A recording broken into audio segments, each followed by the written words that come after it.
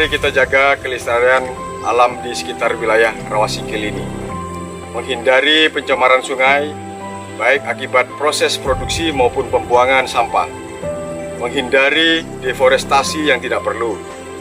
Dan mari upaya meningkatkan kembali aktivitas ekonomi masyarakat di wilayah aliran sungai dengan cara pengembangan kembali komoditas kamper singkil atau kapur barus yang sebenarnya merupakan komoditas unggulan yang pernah menjadi trending pada masa lalu.